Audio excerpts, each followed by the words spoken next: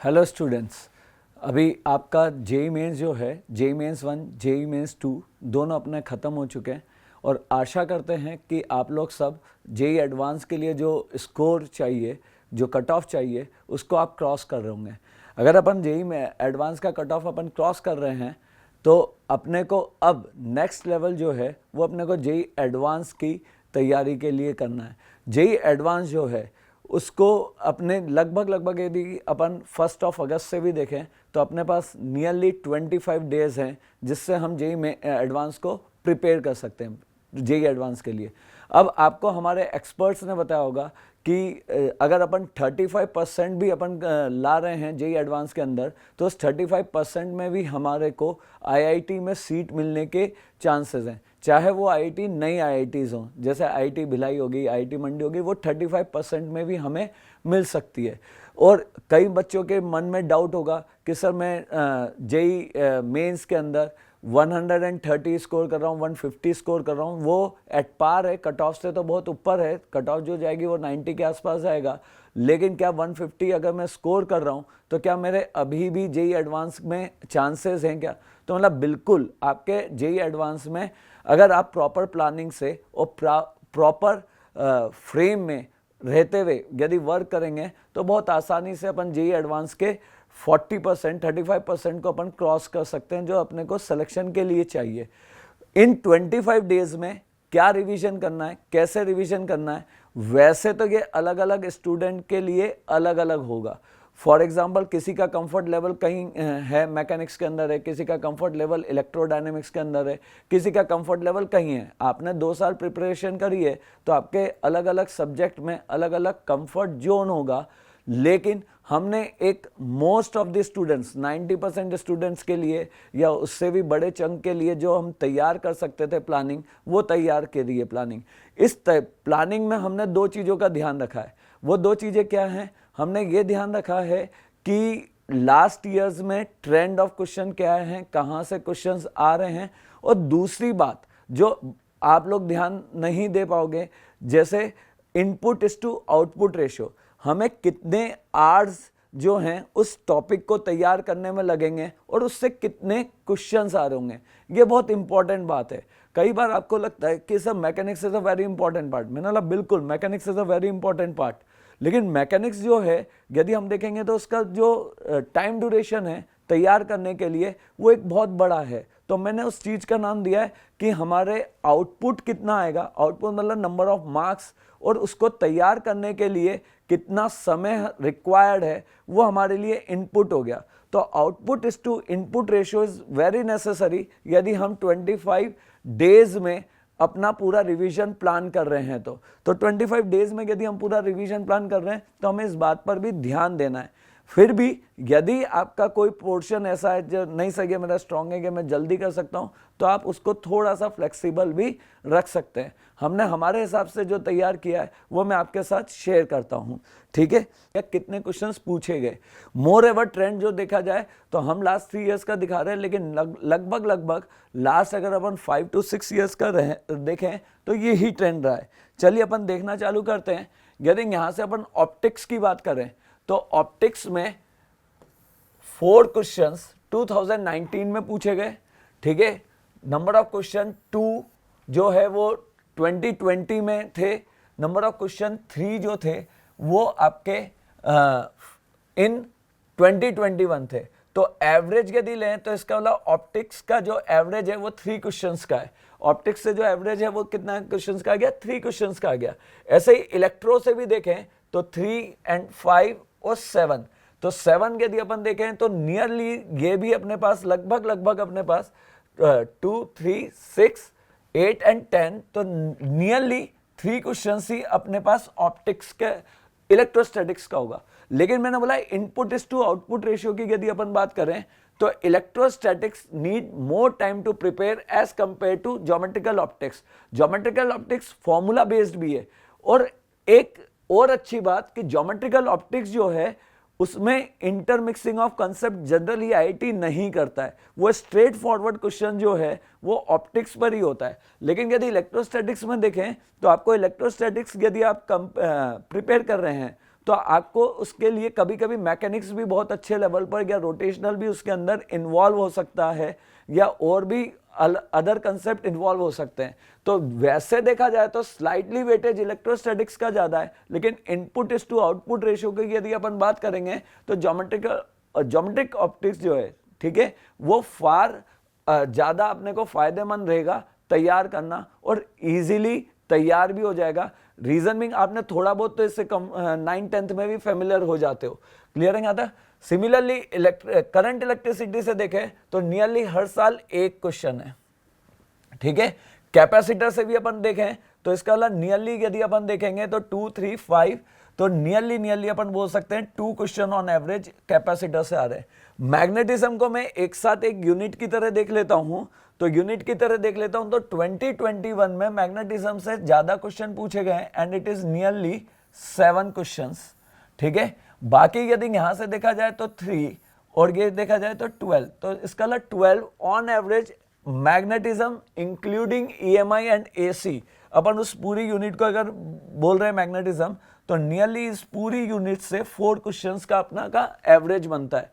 अब देखिएगा heat and thermodynamics, मैं फ्लूइड को स्किप कर रहा हूं। फ्लूइड तैयार करना जो है वो बहुत मुश्किल होता है, रीजन बिंग उसके अंदर मैकेनिक्स पूरा इन्वॉल्व हो जाता है, उसके अंदर अच्छे टॉर्क के क्वेश्चन बन जाते हैं, उसके अंदर अच्छे NLM के क्वेश्चन बन जाते हैं। लेकिन हीट एंड थर्मोडायनेमिक्स देखिएगा 2019 में 6, 2020 में अगेन 6 एंड 2021 में भी 6 क्वेश्चंस। तो on average heat and thermodynamics से 6 क्वेश्चन आ रहे हैं हर साल। और बढ़िया बात, थर्मोडायनेमिक्स आपने फिजिकल केमिस्ट्री में भी पढ़ा है।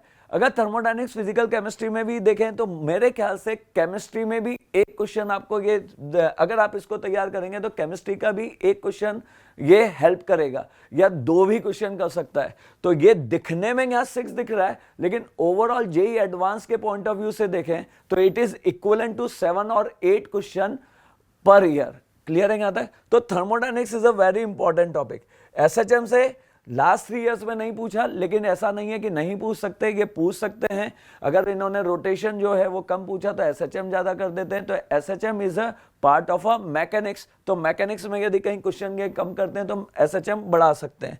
लेकिन वेव्स में यदि देखें तो ऑन एवरेज दोनों वेव्स ऑन स्ट्रिंग और वेव्स ऑन साउंड मिलाकर 2 क्वेश्चन का बनता है। और इसमें भी यदि मैं इंपॉर्टेंट टॉपिक बोलूं तो साउंड वेव से जो इंपॉर्टेंट टॉपिक होगा that will be Doppler effect. Doppler effect मैंने देखा अधिकतर पूछे गया है जेईई मेंस में, या फिर इक्वेशन से पूछा जा सकता है, तो ये देखना है। लेकिन अपने को जब सेलेक्टिव पढ़ रहे हैं तो अपन कुछ पार्ट ऑफ द टॉपिक नहीं कर सकते, लेकिन हाँ लास्ट में यदि समय मिले तो आपको साउंड वेव में जैसे आपको सिर्फ थोड़ा सा समय रह गया है तो आप डॉपलर रिवाइज कर सकते हैं, वेव इक्वेशन या ऑर्गन पाइप वगैरह देख सकते हैं ज्यादा अगर समय नहीं है तो। लेकिन जो मैं बोलूंगा उनको आपको पूरा तैयार करना है, ठीक है।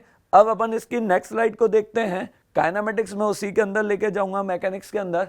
तो क्या मैकेनिक्स अधिकतर बच्चों को रोटेशन से बहुत डर लगता है, और या मैकेनिक्स के, और मैकेनिक्स जो है वो पार्टली तैयार नहीं हो सकती। यदि मैकेनिक्स तैयार करनी है तो अपने को पूरी तैयार करनी पड़ेगी। तो मैं पूरे मैकेनिक्स की बात करता हूं तो देखिए 2019 के अंदर यदि अपन देखें तो ये नियरली 4 क्वेश्चंस का एवरेज बन रहा है, ठीक है। सिमिलरली 20 में यदि देखें, इसमें मैंने काइनेमेटिक्स का क्वेश्चन इन्वॉल्व नहीं किया तो उसको अपन एक और मान लेते हैं। तो यहां पर अपने पास 4 क्वेश्चंस का एवरेज बन रहा है। ज्यादातर क्वेश्चन रोटेशन से ही पूछे गए हैं, लेकिन और यहां पर यदि अपन देखें तो 4 एंड 8, तो 8 क्वेश्चंस यहाँ, 8, 4, 12, 12 एंड 4, 16, 16 और कुछ सर्कुलर मोशन से आपको नीचे दिखेगा। जैसे एक सवाल यहाँ आ गया, काइनेमेटिक्स से कुछ आ जाएगा, कभी SHM से आ जाएगा। तो nearly total mechanics involve 5 to 6 question. तो यहां पे 5 से 6 क्वेश्चंस की प्रोबेबिलिटी है आने की, 6 क्वेश्चंस की प्रोबेबिलिटी मैकेनिक्स से बनती है। लेकिन एक बात ध्यान रखिएगा, input is to output ratio की यदि अपन बात करें तो मैकेनिक्स जिन आप लोगों ने जहां भी तैयारी करी होगी, जैसे भी आपने पढ़ा होगा, वहां आपने देखा होगा कि नियरली पूरे 11th में 6 to 7 मंथ जो है वो आपको मैकेनिक्स पढ़ाया जाता है। लेकिन हीट जो है वो 1-1.5 महीने में पढ़ाया जाता है। हीट से भी 6 क्वेश्चंस दिख रहे हैं और मैकेनिक्स से भी 6 क्वेश्चंस दिख रहे हैं। और मैकेनिक्स में कंसेप्ट मिक्सिंग आईआईटी ज्यादा करता है as compare to heat. Heat में इतने ज्यादा कंसेप्ट मिक्स नहीं करते हैं, डायरेक्ट स्ट्रेट फॉरवर्ड हीट के क्वेश्चन आते हैं, आप हीट को अलग से कर सकते हैं। ज्योमेट्रिकल ऑप्टिक्स बिल्कुल अलग से कर सकते हैं, ये इंडिपेंडेंट है किसी भी और टॉपिक से।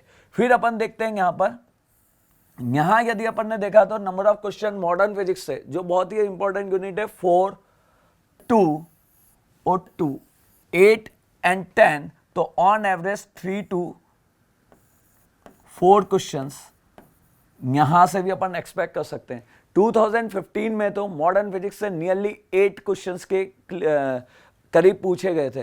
तो इसका अगर अपन मॉडर्न फिजिक्स देखें तो ये भी एक इंडिपेंडेंट टॉपिक है, ये बिल्कुल इंडिपेंडेंट टॉपिक है। इसमें भी मिक्सिंग ऑफ कंसेप्ट आईआईटी की तरफ से कम देखा जाता है। इंडिपेंडेंट टॉपिक का ये मतलब है कि बाय चांस मुझे मैकेनिक्स बहुत अच्छी नहीं आती है, ठीक है, लेकिन और मुझे इलेक्ट्रोडायनेमिक्स बहुत अच्छी नहीं आती है, ठीक है, लेकिन फिर भी मैं अगर क्वेश्चन आए मॉडर्न फिजिक्स से तो क्या मैं कर सकता हूं क्या? तो मतलब बिल्कुल मॉडर्न फिजिक्स जो है वो नियरली इंडिपेंडेंट टॉपिक है, इसमें भी मिक्सिंग ऑफ कंसेप्ट कम होता है। और यहां पर ये 3 to 4 क्वेश्चन दिख रहा है, लेकिन ये 3 to 4 क्वेश्चन नहीं है। मॉडर्न फिजिक्स में से फोटोइलेक्ट्रिक इफेक्ट ऐसा है जो आप फिजिकल केमिस्ट्री में भी करते हैं, तो शायद फिजिकल केमिस्ट्री का में भी एक क्वेश्चन की ये मदद करे। डी ब्रॉय वेवलेंथ जो होती है वो भी आपका जो है केमिस्ट्री में पढ़ाया जाता है। तो मॉडर्न फिजिक्स एक ऐसा पोर्शन है, radio activity, first order decay. यदि आपने फर्स्ट ऑर्डर डिके किया है केमिकल काइनेमेटिक्स में तो आप रेडियो एक्टिविटी देख सकते हैं। तो इसका लगभग ये मॉडर्न फिजिक्स वाला जो पार्ट है ये आपको केमिस्ट्री, फिजिकल केमिस्ट्री में भी मदद करेगा। और शायद ये जो है ये 3 ना दिखकर 5 to 6 दिखे। इसलिए ये मॉडर्न फिजिक्स भी मेरे हिसाब से एक इंपॉर्टेंट टॉपिक है यदि हमारे पास समय कम है तो। फिर उसके बाद देखें तो ये कुछ मिसलेनियस टॉपिक है, कभी किसी से कुछ क्वेश्चंस आ जाते हैं, जैसे इलास्टिसिटी हो गया, unit and dimension, wave optics, अपन इसको वेव्स के साथ मिक्स कर सकते हैं। Gravitation is just like electrostatics, तो इसको इलेक्ट्रोस्टैटिक्स में ले जा सकते हैं, ठीक है। लेकिन मैं फिर बोलूंगा एरर, ये भी एक इंपॉर्टेंट टॉपिक है और हर साल लगातार इससे क्वेश्चंस आ रहे हैं, हर साल लगातार इससे क्वेश्चन आ रहे हैं। देखिए आप 2019 में 1, 2020 में 1, 2021 में भी 1 क्वेश्चन है।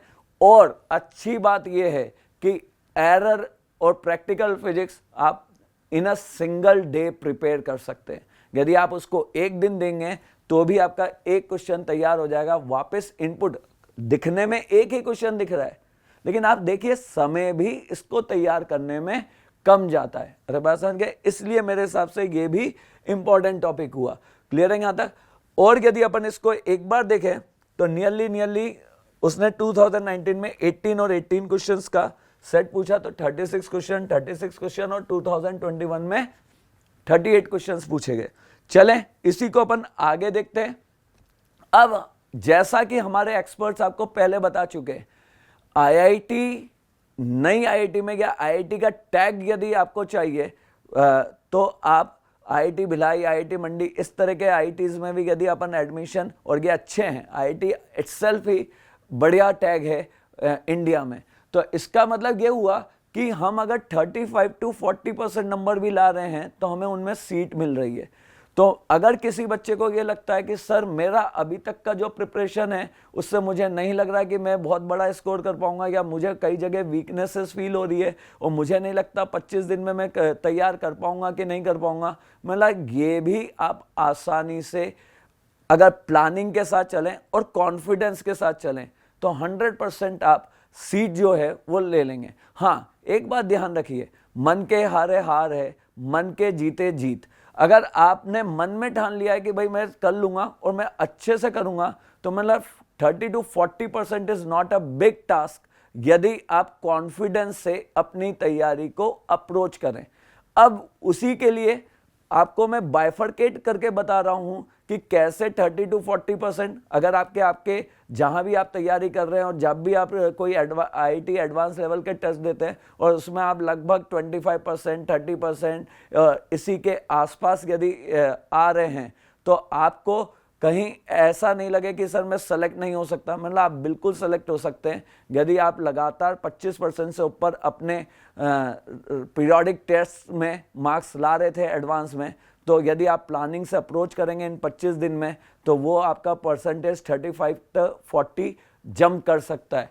उसी के लिए अपन ने देखा, तो मैंने बोला, आपने देखा होगा अभी मैंने आपको जो एनालिसिस दिया उसमें हीट से 6 क्वेश्चंस पूछे गए थे, इन तीनों का एवरेज अगर देखा जाए, उसमें से यदि देखा जाए तो नियरली सारे क्वेश्चंस इंडिपेंडेंट, मतलब मिक्सिंग ऑफ टॉपिक नहीं था। ऐसा नहीं था कि हीट में इलेक्ट्रोमैग्नेटिज्म चला आया या हीट के अंदर बहुत ज्यादा एक्स्ट्राऑर्डिनरी मैकेनिक्स चली आई, ऐसा मिक्सिंग नहीं होता है। इसलिए मैं इसको बोल रहा हूं इंडिपेंडेंट टॉपिक, और इसको आराम से आप तैयार कर सकते हैं। इसमें क्वेश्चंस का लेवल जो थे, 2 क्वेश्चन बहुत ईजी थे, 2 क्वेश्चन बहुत ईजी थे, ठीक है। 2 क्वेश्चन अपने क्वेश्चन ईजी आए थे, 2 क्वेश्चन मीडियम थे और 2 क्वेश्चन टफ थे। लेकिन उन टफ क्वेश्चंस में फिजिक्स वाइज टफ नहीं थे, उसमें अप्रोक्सीमेशन टफ की थी। उसके अंदर अपने को जो एक्सपेंशन करना था वो एक्सपेंशन सेकंड ऑर्डर तक लेके जाना था। तो ऐसा नहीं है कि सारे इजी क्वेश्चन थे, 4 क्वेश्चन लगभग अपने को हमेशा इजी मिले, या 1 या 2 जगह 2019 के अंदर हीट में टफ भी क्वेश्चन थे, लेकिन वो टफ मैथमेटिक्स वाइज थे, फिजिक्स वाइज नहीं थे। उसमें अप्रोक्सीमेशन सेकंड ऑर्डर तक जाना था। तो जो बच्चों ने गलतियां करी वो कैलकुलेशन में करी, ना कि फिजिक्स में करी, ठीक है। आप उसको देख सकते हैं। तो मैंने लगा यदि आपका मैथ्स अच्छा है और अप्रोक्सीमेशन वगैरह, क्योंकि एडियाबेटिक प्रोसेस है, पी वी की पावर गामा इस तरह से प्रोसेस जाएगा। अगर अपन वहां देखेंगे तो अपने को कई बार अप्रोक्सीमेशन लेना पड़ता है, ठीक है। उसके अकॉर्डिंग अपने को वहां पर टफनेस मिल सकती है। मॉडर्न फिजिक्स में यदि मैंने देखा तो लास्ट 3 सालों में ऐसा कोई बहुत ज्यादा टफ क्वेश्चन नहीं मिला आपको। Easy question, direct theory basis पर भी क्वेश्चन थे, और 2 क्वेश्चन आपके जो थे वो मीडियम में थे, लेकिन टफ लेवल पर कुछ नहीं गया। एरर में हमेशा और हमेशा इजी क्वेश्चन पूछा गया है, इसलिए मैंने बोला एरर है तो एक क्वेश्चन का, लेकिन दिन भी एक ही लगेगा, और यदि आपने एक दिन अच्छे से दिया है तो एरर गारंटेड तैयार हो जाएगा। मैंने ज्योमेट्रिकल ऑप्टिक्स को प्रेफरेंस दिए एज कंपेयर टू मैकेनिक्स या as compare to electrostatics.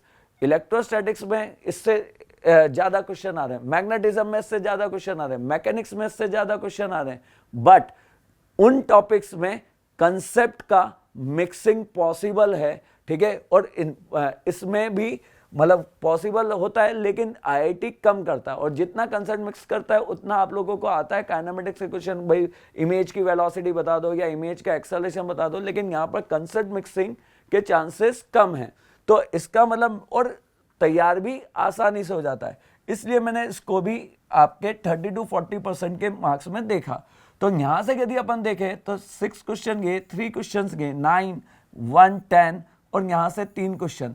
On average यदि अपन देखेंगे यहां से तो अपना 13 क्वेश्चंस का अपन ने तैयारी करी है, और ये जो एवरेज है ये मैंने यहां लिखा था 6, 3 to 4, 1, 3 to 4, तो ये अपनी 13 से लेके 15 क्वेश्चंस की तैयारी होगी है। और यदि अपन देखें तो 2019 में 38 क्वेश्चन, दोनों पेपर मिला के 2019 में 38 क्वेश्चन, ठीक है। और 2000 उसमें यदि अपन देखेंगे तो शायद 39 क्वेश्चंस थे। तो इसका मतलब हमेशा अपन देखें तो अपन 30% से ऊपर हैं और 40% के करीब भी जा सकते हैं यदि हमने इन पे पूरा कमांड कर लिया। लेकिन देखिए सेलेक्टिव स्टडी कर रहे हैं तो इसका मतलब यह होना चाहिए कि आपके इससे रिलेटेड सारे टॉपिक, सारे क्वेश्चंस अच्छे से बनने चाहिए। इसमें अब आप पार्शियल नहीं कर सकते कि सर इसमें भी मैं थोड़ा कर लूं।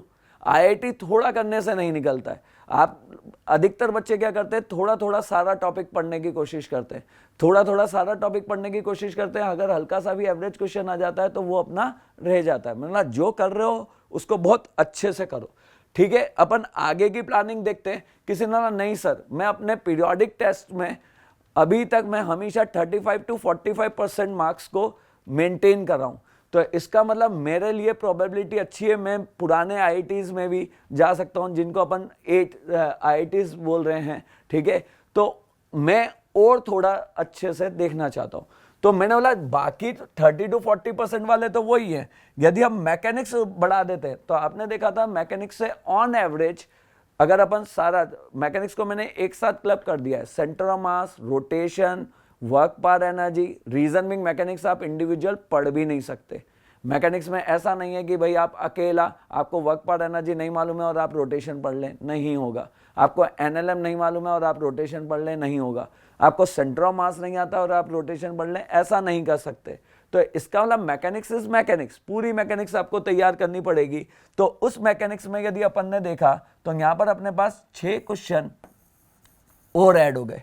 तो जो एवरेज मेरा 13 to 15 था वह मेरा 19 to 21 क्वेश्चन जा रहा है आउट ऑफ 38 क्वेश्चंस। तो जो अपना टारगेट था 40, एक टॉपिक और बढ़ाते। लेकिन ध्यान रहे, आपने बोला कि सर इसमें इलेक्ट्रोस्टैटिक्स क्यों नहीं इंक्लूड किया। मैंने इलेक्ट्रोस्टैटिक्स भी इंक्लूड किया जा सकता था यदि आप कंफर्टेबल हैं उसके अंदर, लेकिन उसमें मुझे ऐसा फील आता है इलेक्ट्रोस्टैटिक्स हो गया या मैग्नेटिज्म हो गया, इसमें कई बार उन्होंने टॉपिक मिक्सिंग करी है और मैकेनिक्स जो है वो भी इन्वॉल्व करा दिया है। अरे बात संगे जैसे वर्क पर एनर्जी लगवा दिया इलेक्ट्रोस्टैटिक्स के क्वेश्चंस में, या फिर आप ये बोलें कि इलेक्ट्रोस्टैटिक्स क्वेश्चंस में रोटेशन का इन्वॉल्व कर दिया कि रिंग के ऊपर चार्ज देखे। तो इस तरह के कई चीज़ें हो सकती हैं जिसमें इन्वॉल्वमेंट ऑफ मैकेनिक्स होगा। तो यदि मेरे को प्रिफर किया जाए, अगर आप कंफर्टेबल हैं तो आप पहले मैकेनिक्स कर सकते हैं। यदि आप मैकेनिक्स में बिल्कुल कंफर्टेबल नहीं है तो आप इलेक्ट्रोस्टैटिक्स की चॉइस पर या इलेक्ट्रोमैग्नेटिज्म की चॉइस पर भी यहां से शिफ्ट कर सकते हैं। ये ऑप्शनल है। जैसे मैंने बोला था कि अलग अलग बच्चों का अलग अलग कंफर्ट लेवल होता है, तो उसके अकॉर्डिंग थोड़ा बहुत आप फ्लेक्सिबल रख सकते हैं इस रिवीजन प्लान को। यदि अपन यहां से देखें तो अब मैंने बोला कि अगर अपन 60% से ऊपर की प्लानिंग यदि देखें तो मैंने सारी की सारी चीजें वही रखी है। और अगर मैंने इसके अंदर इलेक्ट्रोस्टैटिक्स या इलेक्ट्रोडायनेमिक्स और इंक्लूड कर दूं तो मेरे पास यहां पर अपन पहुंच चुके थे 19 to 21 क्वेश्चंस में। और एवरेज यदि यहां से देखा जाए तो इलेक्ट्रोस्टैटिक्स का एवरेज 3 to 4 क्वेश्चंस का आ रहा है, ठीक है। और अपने पास करंट और कैपेसिटर और ईएमआई और एसी को यदि अपन मिला दें तो एवरेज लगभग अपना 5-7। तो इसका अलग ये 2 क्वेश्चंस पर और अपन ऐड कर सकते हैं। तो इसका अलग ये हो गया 25 and 27 क्वेश्चन। तो आउट ऑफ 38 27 क्वेश्चन जो हो गए वो आपके लिए मोर देन 60% की प्लानिंग हो गई है। इस तरीके से अपन यदि चलेंगे तो जैसा हमारे एक्सपर्ट्स ने बताया था आपको, जो आपको कुछ कट ऑफ बताई होंगी, तो उनके हिसाब से यदि अपन देखें तो इन 25 डेज में विद कॉन्फिडेंस यदि हम अप्रोच करें तो हमारे लिए आईआईटी की सीट पाना कोई मुश्किल काम नहीं है। बशर्त मैंने आपसे पहले बोला था कि कॉन्फिडेंस होना बहुत जरूरी है, साथ साथ एक प्रॉपर प्लानिंग से। भाई कॉन्फिडेंस है आप में, लेकिन यदि आप दीवार को धक्का देते रहेंगे तो दीवार मूव करने वाली नहीं है। तो उसके लिए एक प्रॉपर प्लानिंग होनी चाहिए।